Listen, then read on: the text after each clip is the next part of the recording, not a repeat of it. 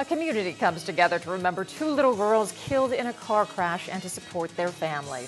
Minersville's outpouring for the town's littlest angels. Our top story on News 13 at 4:30. From the Samson Production Studios in the heart of Hazleton, Pennsylvania, it's your News 13. Good evening and thanks for joining us. I'm Kathy Bazinski.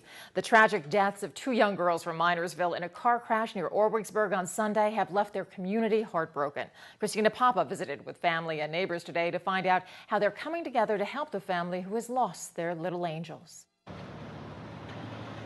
A makeshift memorial has been set up in front of the home where 6-year-old Cariana Crow and 3-year-old Katrina Williams lived with their mother, Victoria Place, before a tragic car accident took both young girls' lives earlier this week.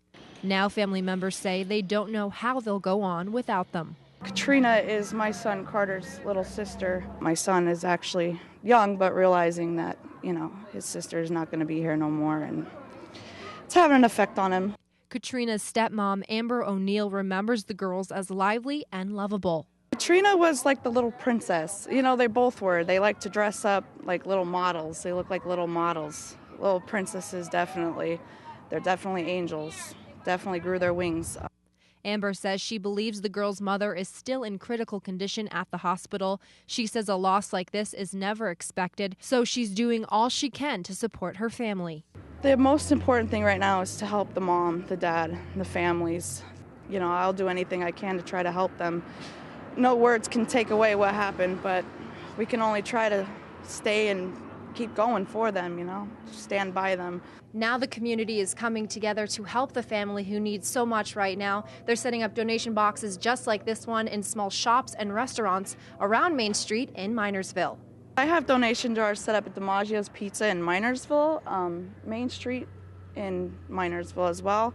I'm going to try in the little town stores in Pottsville too. It'll be money to help them with the burial and all their stuff like that. Of course, you don't expect to, bury your children.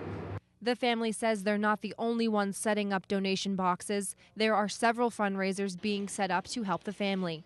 Amber's mother, Lisa Houghton, says Minersville has been so supportive.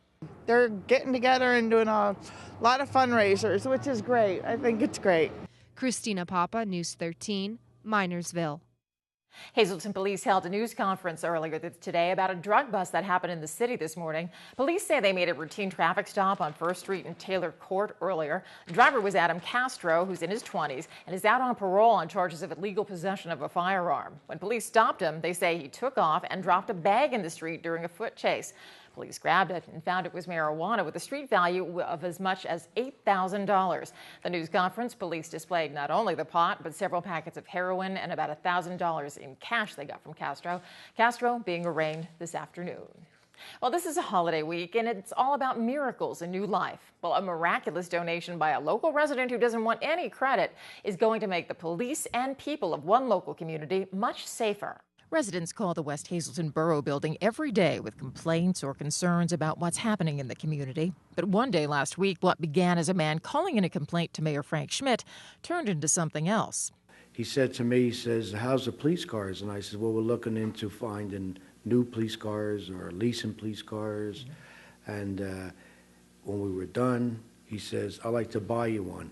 Like every small community, West Hazleton's fleet needs an upgrade. So does much of its equipment. So the mayor and police chief met with a resident who agreed to buy the new car and even wanted to throw in some new bulletproof vests. So the bill come to $42,180. And he says, "You forgot to put the tax on." Well, we're exempt from tax. So he says, "Okay," and he signed the check and he gave it to us. And he says, "Under one condition, no one knows who gave you the money." The anonymous donation will mean a safer police force and community all around. The biggest ticket item will be a new all-wheel drive cruiser. The first part of the money is going to be used for a new car. He wants us to get a new police car that's completely done, all upfitted. And then $3,200 of it is going to be used for bulletproof vests. Currently we have 4 officers that have expired vests, so that's going to be used to buy new vests. Bulletproof vests lose their effectiveness over time, and right now 4 officers need new ones. The chief says he practically had tears in his eyes as the kind donor wrote the check to make sure the borough's force would be safe. I've been a policeman a long time, and I've never had the honor of getting money donated to a police department, especially in that large of amount. It was actually an extremely good feeling knowing that there is some good people left out there in this world. And Mayor Schmidt tells us as they were at the donor's home getting the check, the mayor looked around and there were a number of religious pictures in the room. He told the donor he'd call him the borough's guardian angel. The donor said that would be just fine. Well, it's been a controversial neighbor in downtown Hazleton, and now a new study reports that halfway houses like Minersville really don't work. A new report finds that prisoners released to halfway houses like Minersville in downtown Hazleton more likely to be rearrested or reincarcerated than those released directly to the street. The Pennsylvania Department of Corrections just released this year's report on recidivism. It showed that 65.7% of all inmates paroled to halfway houses were rearrested. The rate for those paroled directly back to the community lower, 61.2%. Recidivism is defined as the rearrest or reincarceration of a person after his or her release from prison. Minersville opened its halfway house at Broad and Church in 2007. Since then, more than 30 crimes were allegedly committed by former or current residents. It recently announced plans to move to a new location within the next few months. Well, a group of Hazleton landlords are furious with Hazleton city officials. They say the city has targeted their wallets to help avert the city's looming budget deficit. But as Matthew Petrillo reports, city officials call that complaint nonsense. The city has been served. The Hazleton Area Landlords Organization is suing the city of Hazleton to end a rental ordinance approved 5 months ago. Their biggest beef is the fees associated with it, says Justine Crago, whose group is behind the lawsuit.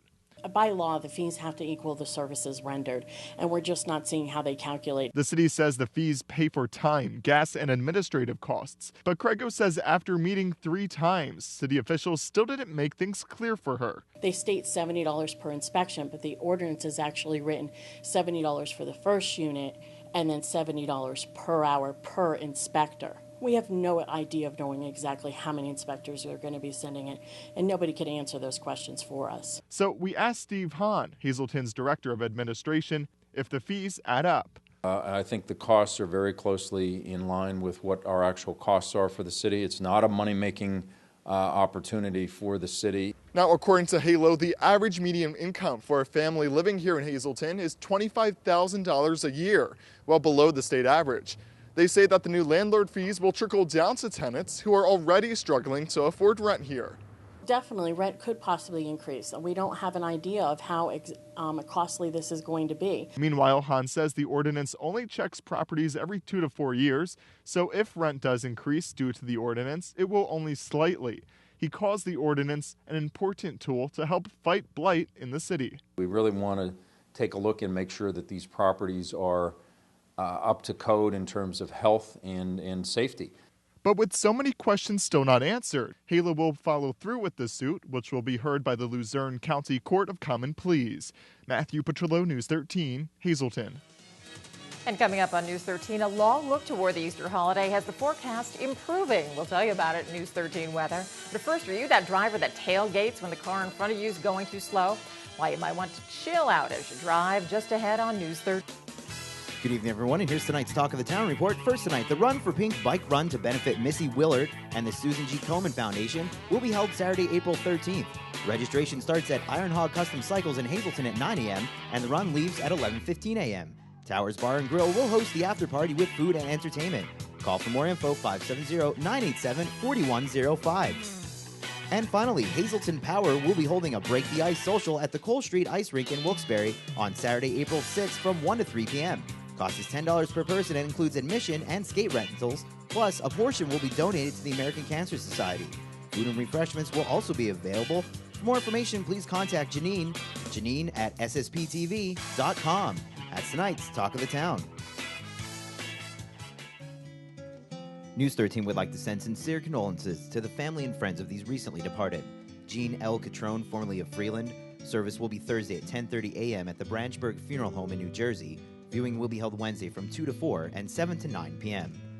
Jean J. Waldron of Drums. Funeral will be held Thursday at 9 a.m. from the Butler Chapel of the Cropton Hughes Funeral Home. Friends may call Wednesday from 7 to 9 p.m.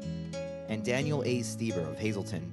Arrangements are under the direction of the Frank J. Bonin Funeral Home and will be announced at a later time. Tonight's obituaries have been brought to you by the Smilax Floral Shop located on 15th Street in Hazleton. Palm Cross is now on sale by calling 570-454-0111. And by Mia's, once again the Hazleton area's #1 rated restaurant. Call 570-501-3410 for information on luncheon packages. Well, if you text and drive and don't always do the speed limit, you may be considered an aggressive driver. Christina Papa found out why state troopers are cracking down on these dangerous driving habits in our area. John Kashatis tells his driving students to keep their eyes on the road and their hands at 10 and 2. But if you're an aggressive driver, you may not listen to his advice. An aggressive driver would be someone who is really not paying attention to what they're doing on the road. They could be angry. They may be distracted by other things going on inside the car. They might be eating, putting on their makeup, trying to text, which is really dangerous. John is a driving instructor for AAAA Driving Academy. He's on the road all the time. He says people need to remember driving safely is no joke. Focus on the driving. That's the first and primary concern is being focused on the road, watching out for other drivers, making sure that you're not a hazard on the road. He's not the only one taking driving seriously. The Pennsylvania State Police are also doing their part to stop aggressive driving. Well, aggressive driving is a very serious threat to highway safety. It accounts for more than half of all serious traffic accidents nationwide. Trooper Peters says an aggressive driver follows a car too closely and makes abrupt lane changes. He says people need to drive safely even if they're in a hurry. It's on that person to drive safely. So it's their hurry or their haste or lack thereof that is pushing them to drive the way they are. And safe driving means no texting, no eating, and definitely keeping your eyes on the road at all times while you're driving. Texting while driving is becoming a big thing, which can also be an aggressive driving because people are taking their eyes off the road, and that 1 second of being unattentive to the roadway can lead to a crash. Troopers will be out on the roads, especially for this holiday weekend, making sure people are following road guidelines. And if you're not, you will be pulled over. It could be as simple as a fine. It could be considered reckless driving, which can result in much more serious penalties. Should be safe drivers. They should be attentive drivers. Always paying attention to the other people on the roadway as much as what they're paying attention to themselves. State police say there will also be a zero-tolerance attitude towards seatbelt violations. So buckle up and drive safely. Christina Papa, News 13, Hazleton. Some good advice there. Now, time for our regional weather from the National Weather Service. Checking the radar, what you see is a lot of flurry activity, but it's way up to our north, New York State, and that means clear skies for us pretty much until further notice. Our creative condition super for today. It's by Kiara Gutierrez, a third grader at West Hazleton Elementary Middle School. And she says it's a sunny day and she and her friend Sarah out swinging in the park. And they might just be able to do that over the next few days. Now let's take a look at News 13 weather from the National Weather Service for Greater Hazleton for tonight. Mostly cloudy with a low chilly down to 26. And for Wednesday, partly sunny with a high near 38. There will be some scattered evening flurries with a low to 26. For Thursday, mostly cloudy with a high up to 41. Overnight low 29. And Friday, partly sunny with a high near 43, low around 28. And then for Saturday, partly sunny with a high near 44 degrees. On to Schuylkill County, tonight snow showers are possibly mixed with rain and a low around 26. And for Wednesday, mostly cloudy with a high near 40, overnight low around 27. Thursday, partly sunny with a chance of rain and snow showers, high up to 41, nighttime low around 30. Friday, partly sunny with a high up to 45 degrees, low around 29. And for Saturday, partly sunny with a high near 46. And still ahead on News 13, spring sports finally underway. Fred Barletta with a couple of spikes in News 13 sports. And then a beautiful age-old Easter tradition will show you the creations of a local egg artist when News 13 continues. But first, let's check the winning midday lottery numbers. Good luck if you play. The daily number 632, Big 4 9058, Quinto 21594, and the treasure hunt 1451925. Hope you won. SSPTV Sports on News 13 with Fred Barletta Jr.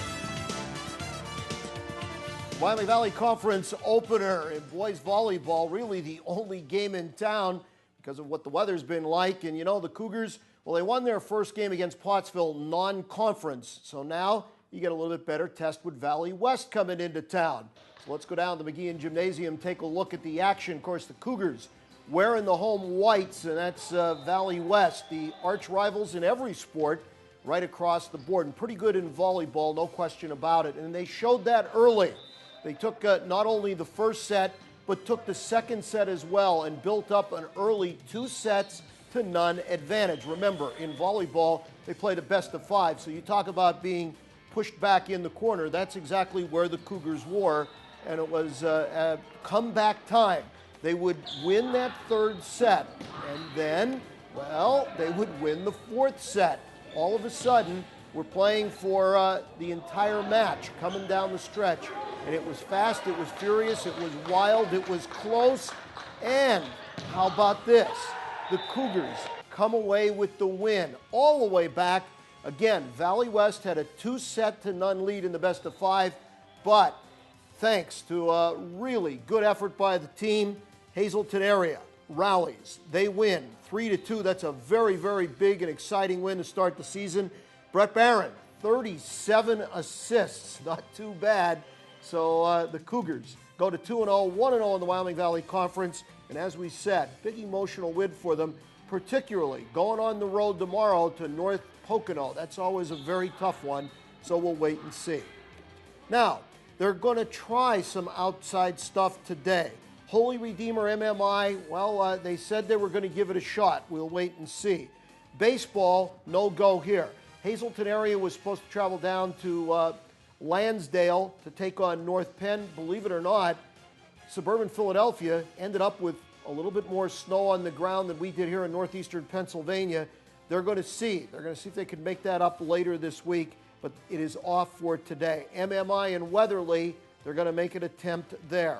Tamaqua, well, you know, when you have an artificial surface track, which almost everybody does now, including Tamaqua, you have a chance to get them in. So there you go. Non-conference, Central Columbia in to take on the Raiders and the Lady Raiders. No weather problems down in Florida. Grapefruit League action. Mets hosting the Cardinals. Pirates at Toronto. Joe Madden and company taking on the Phils. And the Yankees and the Houston Astros. Now, in the American Hockey League last night, it was Meet the Pens night. One of the great community things where the Pens, all the players, coaches, and all the personnel have a little greet session with the fans, and that's always a nice thing. Get up close and personal with the guys you watch skating up and down the ice.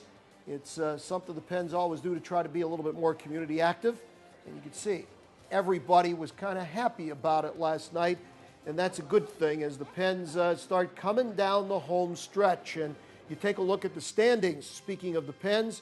Now, they are in third place, but, you know, if you look, they still have a shot. They have 71 points, tied with the Hershey Bears. And the name of the game here is just to get in the Calder Cup playoffs. It's been a year of parity. Out of the 30 teams in the American Hockey League, only 4 have sub-500 records this late in the season. So that's telling you, you don't have anybody that's actually running away with things. You got a lot of teams still in contention. We'll wait and see. The Pens, as we said, season starting to wind down. Those Calder Cup playoffs will be starting, and we'll see if the Pens can punch their ticket and move on into the playoffs. Hey, how hungry are you? Tonight, the most popular wing night in town is up at Bottlenecks. That's right. They've got the area's best wings. And every Tuesday, they're just $9.95 for all you can eat. All the delicious flavors. You can have as many as you like. You can't go wrong, and they are delicious. Up at Bottlenecks every Tuesday. They sponsor us not only on Tuesdays, but it's a great place.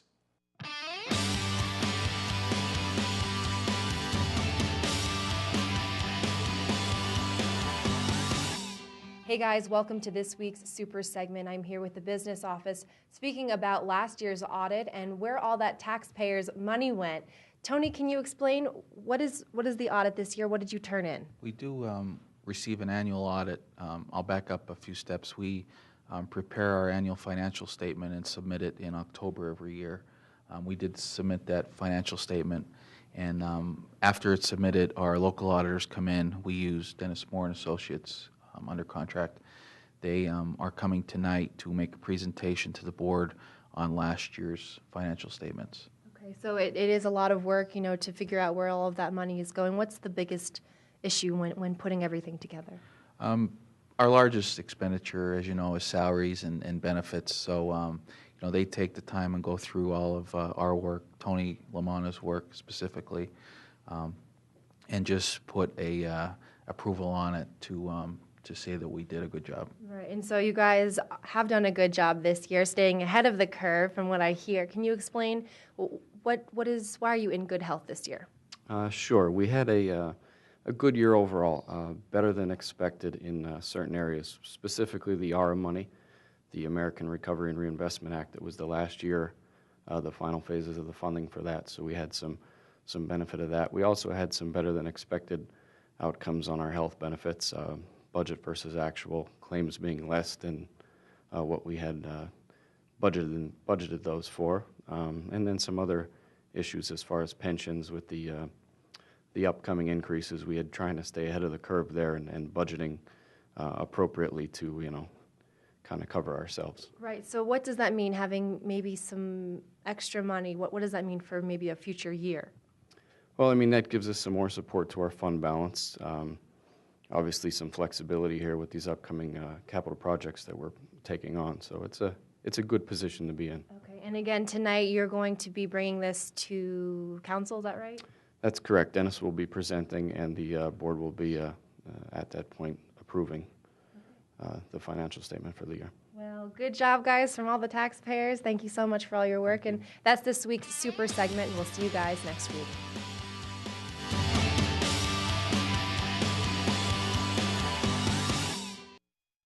Finally tonight, an absolute Easter treasure was available for sale at a Hazleton church today.